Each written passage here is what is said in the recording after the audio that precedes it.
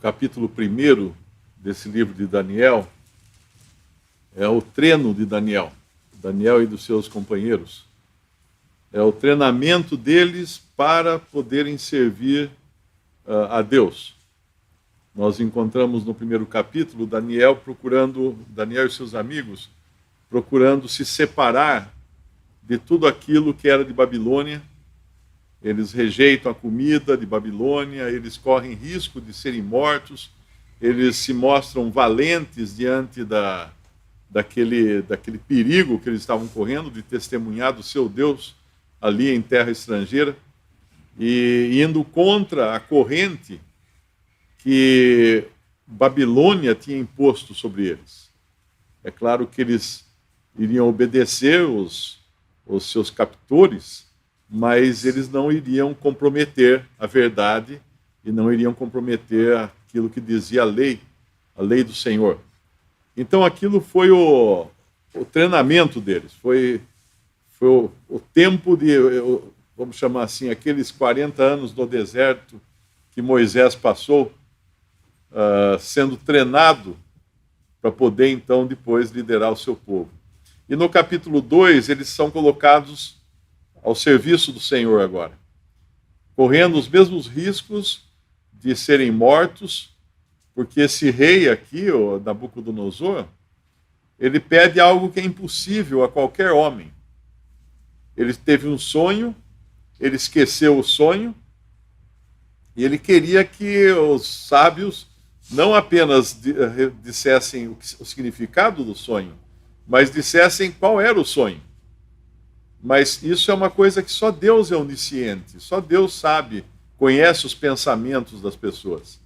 O próprio Satanás, ele tem pistas da nossa maneira de pensar, pelas nossas expressões, pela nossa maneira de agir, e talvez até pelas ondas cerebrais, né, que os equipamentos médicos conseguem medir, mas não vai além disso, ele não sabe o que nós estamos pensando, porque ele não é onisciente, mas Deus é.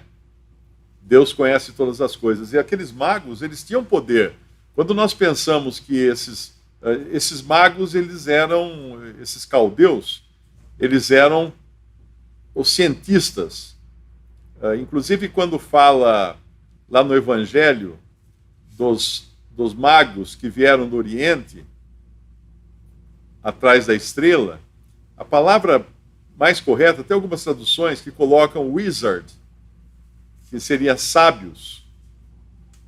E esses sábios, eles eram uma mistura de cientistas com feiticeiros.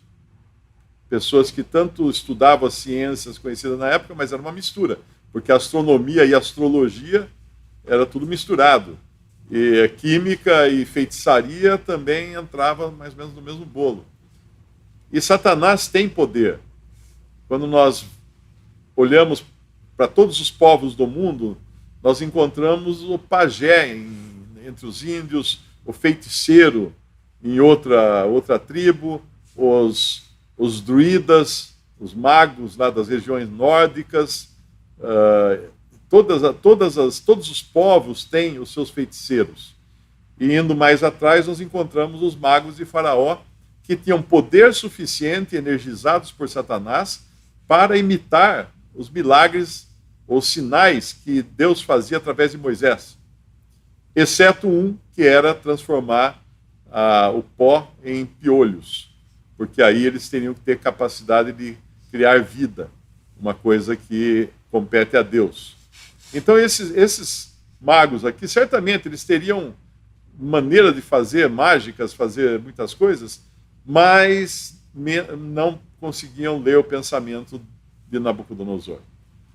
E ele condena então todos os sábios, quer fazer aqui uma renovação do seu cartel de sábios, então ele condena todos à morte, indistintamente. E os sábios reclamam, obviamente, porque eles não iam conseguir descobrir, não é, qual era o sonho. Aí, quando vai a ordem, aqui no versículo 10, eles mostram, né, mais ou menos as classes que há entre eles. Não há ninguém sobre a terra que possa declarar a palavra ao rei, pois nenhum rei há, senhor ou dominador, que requeira coisa semelhante de algum mago ou astrólogo ou caldeu. Eu acho que o caldeu ele tinha mais a ver com a parte de conhecimento de ciências, e o mago mais com a parte de feitiçaria mesmo, magia, e o astrólogo com as coisas relativas a tanto a astronomia quanto com a astrologia. E aí ele coloca no versículo 11, porquanto a coisa que o rei requer é difícil, e ninguém há que possa declarar diante do rei, senão os deuses, cuja morada não é com a carne.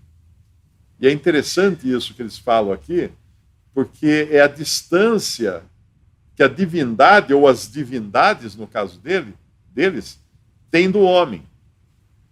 Uma distância que o Deus verdadeiro não tem do homem. Nós sabemos que, enquanto os homens queriam se tornar deuses, ou Deus, né? Quando fala lá em Gênesis, a serpente fala para Adão, para Eva, se dela comerdes, sereis como Deus, conhecedores do bem e do mal. Sereis como Deus. E hoje nós temos uma revelação tão incrível, tão fantástica, que no primeiro capítulo de João fala assim, todos quantos o receberam, deu-lhes o poder de serem feitos filhos de Deus. Aquilo que Satanás prometia para Eva, de serem como Deus, hoje nós temos por graça, não que somos deuses, mas temos esse DNA divino, temos essa vida divina em nós por graça. E aquilo que alguém poderia pensar que Deus é distante do homem, como falam aqui esses magos, senão os deuses cuja morada não é com a carne, o nosso Deus fez morada com a carne. O nosso Deus se fez carne, o Filho de Deus se fez carne e habitou entre nós. E vimos a sua formosura, esse é o Deus que nós temos, aquele que ele tanto valoriza o ser humano que ele quis se tornar um ser humano. Ele quis se tornar um ser humano para chegar muito perto de nós e temos então esse acesso ao Pai agora através desse homem Deus, Jesus Cristo. E aí então sai o decreto no versículo 13 para matar todos os sábios. E Daniel e seus companheiros estão na lista aqui para serem mortos, né? Mas Daniel intercede aqui junto ao capitão da guarda, chamado Arioque, e no versículo 16 nós vemos que Daniel entrou, pediu ao rei que lhe desse tempo para que pudesse dar a interpretação. E logo que ele faz isso, é interessante o que ele faz aqui. Ele vai chamar os seus amigos, Ananias, Misael e Azarias, para orarem com ele, para que pedissem misericórdia, no versículo 18, ao Deus dos céus sobre este segredo, a fim de que Daniel e seus companheiros não perecessem com o resto dos sábios da Babilônia. E mais adiante, ele vai interceder pelos sábios da Babilônia, no versículo 24, no final do versículo 24, não mates os sábios de Babilônia. Introduze-me na presença do rei e darei ao rei a interpretação. É tanta coisa que Daniel ou serve de exemplo para nós, que cada versículo desse aqui dá uma reunião quase, né? Porque primeiro aquele capítulo 1, ele se preparando para servir de instrumento nas mãos de Deus e poder ter o discernimento que Deus dava. Quando o Senhor Jesus fala para os seus discípulos lá no Evangelho, quando um pai reclama que os discípulos não tinham conseguido expulsar um demônio do seu filho, o Senhor fala, essa casta não se expulsa senão com jejum e oração. O jejum é a separação de tudo aquilo que apela para a vontade humana, o desejo humano. Não é necessariamente jejum de comida, embora no capítulo 1 de Daniel nós vimos eles jejuando da comida da corte. Eles abrindo mão dos prazeres da corte. E com isso eles estão agora afinados. Afinados para quê? Para ter discernimento e entender qual é a vontade de Deus. E o processo é o mesmo para o cristão. O jejum, a separação daquilo que atrai a carne, preparando para poder ter mais comunhão com o Pai e mais discernimento do que Deus quer falar. E aqui, então, ele intercede por esses sábios no versículo 24. No capítulo 3, esses sábios vão interceder por eles para que sejam mortos. Vão fazer justamente o contrário. Então, mais uma vez, Daniel e seus amigos servem de exemplo para o cristão. Que o cristão é um intercessor para salvar vidas, ainda que isso seja pago como os sábios quiseram pagar Daniel. Os amigos de Daniel, quando não se curvaram perante a estátua no capítulo 3, eles vão denunciar, vão dedurar lá para o Nabucodonosor: olha, aqueles hebreus lá, não se curvaram diante da estátua. Eles precisam ser mortos. Esses mesmos que tinham sido salvos por eles nesse capítulo 2 aqui, né?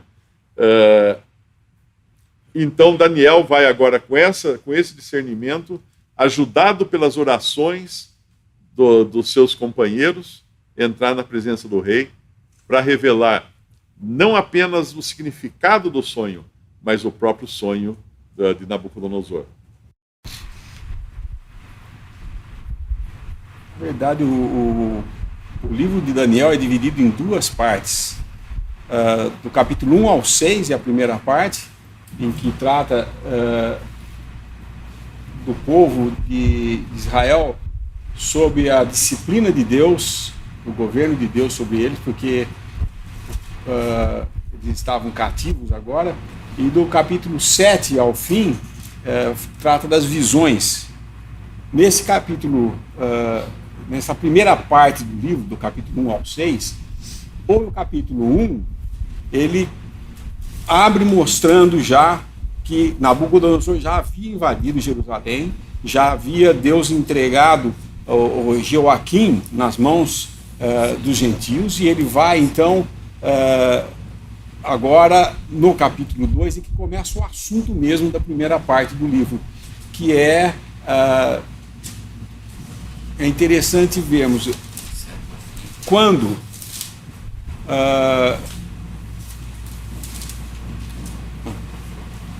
porque quando Deus trata com os seus, ele pode usar, muitas vezes usa, no caso aqui, por exemplo, ele usa um gentil para disciplinar Israel, porque Israel havia se desviado totalmente daquilo que era como nação. Então Deus aí permitiu que Jerusalém fosse destruída, e a ordem de Deus era que eles fossem juntos, fossem cativos, não resistissem não, porque isso era a obra de Deus, ele diz, porque isso é eu que fiz isso, ele diz. Porém, mesmo usando um gentil para disciplinar o seu povo, ele faz questão de mostrar aos instrumentos que ele está usando para a disciplina que ele ainda preserva o seu povo. Não é porque ele estava disciplinando que ele ia abandonar o povo e que Daniel e seus amigos e todos aqueles que estavam cativos na Babilônia iam perecer ao bem querer de Nabucodonosor. Deus mostra aqui claramente, nessa primeira parte do livro, de que ele está sobre todas essas coisas. Porque não é porque todo o poder de Nabucodonosor foi mostrado destruindo Jerusalém, levando o cativo, levando parte dos vasos, dos utensílios do templo para a Babilônia, que ele tinha o poder de matar quem ele queria, não. E é isso que nós vemos aqui. Quando esse sonho ocorre e ele esquece do sonho, ele estava pronto para mostrar o poder dele e matar todo mundo, todos os sábios. E nós sabemos que uma nação que mata o seu intelecto, ela tá pronta para ser destruída, né? Nós sabemos, toda vez que os que são mais instruídos são eliminados, aí fica um povo manso e fácil de levar ao erro, né? Porque não tem cabeça pensando. E era isso que ele ia fazer aqui, mas Deus entra e impede tudo isso, fazendo com que Daniel, ao invés de ele falar, não, eu sei qual é, ele não, me dá um tempo, eu vou conversar com os outros três. E aí ele não chega falando, olha, quem aqui sabe qual é a resposta? Ele não quer saber disso. Ele sabia que ninguém ia saber a resposta. Ele pede a ajuda dos seus três amigos, irmãos, né, judeus, para orarem a Deus, porque sabia que somente Deus, e era a mão de Deus que estava cuidando de tudo isso, somente Deus podia fazer. E é o que acontece aqui que nós vamos ver. Vem a interpretação, e a interpretação desse, não só a interpretação do sonho, mas do que era o sonho, e esse sonho não é apenas uma coisa para Nabucodonosor, é toda a história de todos os reinos na face da terra, desde a cabeça até os pés. Nós vamos estudar isso daí. Eu creio que esse capítulo aqui vai demorar muito se a gente for ver todos os detalhes, mas são os reinos apresentados. Deus está apresentando como ele cuida desse mundo, não só da nação de Israel, mas de todos os reinos. É ele que ordena todas as coisas. Nenhum rei faz o que quer, é Deus que ordena tudo. Nenhum governante faz o que quer, ele pensa que faz. Muitos ditadores que vivem aí anos e anos usufruindo e roubando e fazendo tudo que nós vemos que todo homem faz. Ele pensa que ele tem poder e que ele pode ir até onde o limite é ele, não é mais ninguém. Não, Deus coloca limite no homem e ele mostra isso. E aqui ele vai dar essa sucessão nesse sonho de todos os reinos do mundo, inclusive até chegar aos pés, quando ele já está tratando de coisas que ainda vão acontecer para nós. Porque hoje nós olhamos isso aqui e nós vemos as coisas que aprendemos em história, né? O primeiro reino, depois o segundo reino para a Babilônia, depois os Medo-Persas, depois vem outro reino dos Assírios, depois, e assim, isso é história para nós. Mas o final da estátua aí não aconteceu ainda não. Essa pedra que se desloca depois e vai destruir a estátua, isso aí é o Senhor Jesus vindo dominar, antes do milênio acontecer. Então, aqui o que nós vamos ver é Deus usando um gentil para mostrar, por intermédio do seu povo, que é escolhido dele, a revelação do que é o sonho, do qual era o sonho e o que significava o sonho. E assim, a majestade de Deus é honrada. A glória de Deus é trazida perante todo mundo, que é o que nós vemos no versículo 20.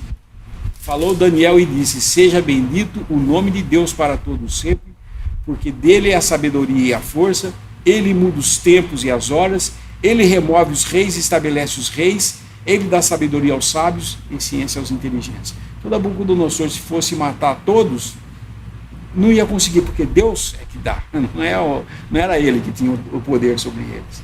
E também, se ele era rei, era Deus que o tinha feito rei, não tinha do que se gloriar.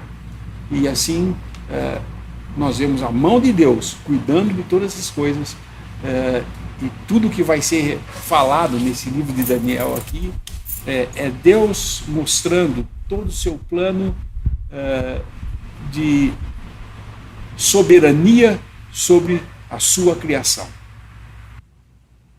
Essa estátua é uma figura do tempo dos gentios. Tempo dos gentios. Não fala em Daniel do tempo dos gentios, mas em Lucas, capítulo 21,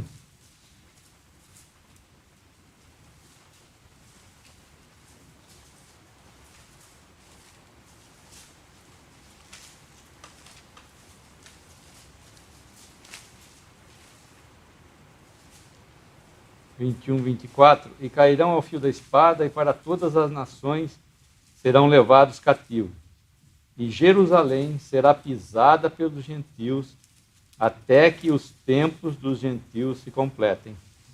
Aqui então o Senhor Jesus falando a respeito do tempo dos gentios. O tempo dos gentios começou o quê? Lá com Nabucodonosor.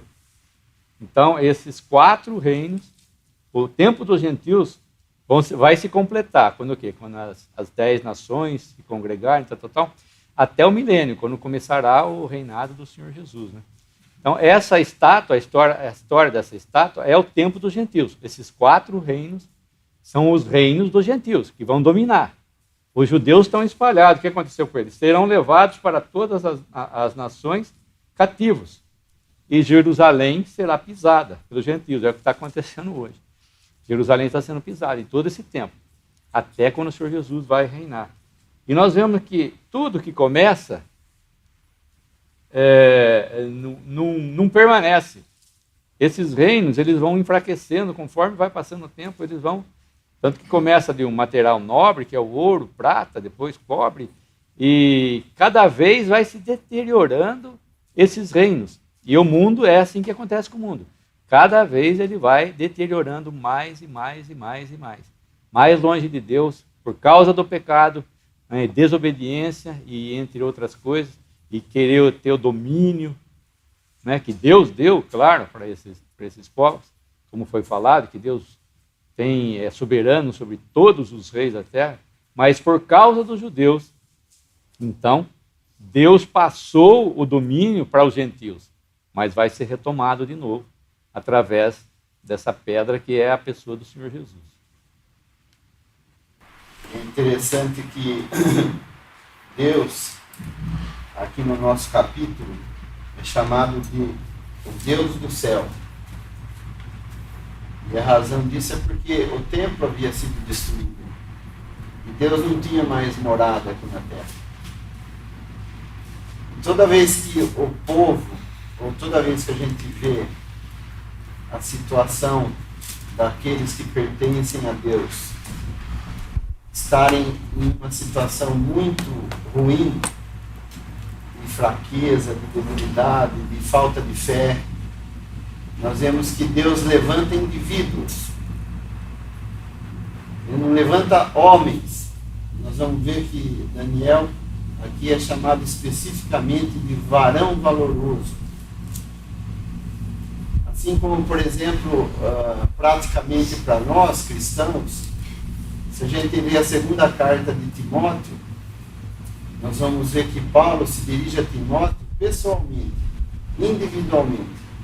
Tu faz isso, rogo-te que faças aquilo, tu, porém, tens seguido isso, aquilo. Então, nós vemos que quando o povo está debilitado, esquecido, se esquece de Deus, Deus precisa levantar indivíduos. E aqui no nosso livro foi Daniel, que teve esse privilégio. E ele ter assentado no seu coração em seguir a vontade de Deus. E Deus então o levanta e o honra, porque ele havia honrado a Deus. E é interessante isso, cada vez que nós vemos exemplos na palavra de Deus, que alguém se deu primeiro a Deus, Deus vai honrar a fé deles. E essa exortação prática para nós cristãos hoje. O que nós vemos? Basta olhar. Será que nós estamos aqui com o salão cheio? Será que temos fila de irmãos para falar? Ou o nosso conhecimento é tal que assusta até as pessoas? Não, não é isso. Nós estamos em fraqueza. E a exortação, então, de Deus vem diretamente para cada um de nós, para que nós vejamos como nós estamos tendo um relacionamento com Deus. Ou se apenas estamos tratando dos nossos afazeres. E basta nos ouvir os outros falarem, basta nos estarmos aqui apenas alguns dias na semana para abrir a palavra de Deus. Deus não quer isso de nós, Ele quer um relacionamento intenso. A cada dia, a cada situação, a cada necessidade, Ele quer, assim como Daniel fez, a gente escuta às vezes um ditado, né, que fala que a hora que a água bate aqui no pescoço, a gente começa a dar um jeito, né, de fazer as coisas. E nós vemos que quando Daniel esteve lá e teve que ver essa situação dentro de si, que se não fosse revelado o sonho nem a sua interpretação, não só ele e seus amigos, mas todos morreriam. Daqueles que estavam incumbidos dessa função. E nós vemos que ele vai, então, busca a Deus na oração. Outro princípio divino que nós temos aqui nesse livro nos mostrando. Em tudo devemos de buscar primeiramente a Deus para todos os assuntos da nossa vida. E ele vai fazer segundo a sua vontade. Muitas vezes não respondendo às nossas orações no que queremos, mas porque ele sabe o que é melhor para nós. E nós vemos aqui então essas expressões, parece que são 3 vezes usadas no nosso capítulo, Deus do céu. No versículo 19, depois no versículo 28, depois no 37. E nós vemos que Daniel então teve esse privilégio de ser aquele que daria testemunho ao rei que havia um Deus verdadeiro, esse Deus do céu. E ele é forçado, né, pelas evidências dos fatos, ele é forçado a reconhecer. E nós vemos que o fruto disso é honra a Deus. É o que nós vemos em Timóteo também, né? Se nós nos preservarmos, nós vamos ser vasos que Deus vai poder usar.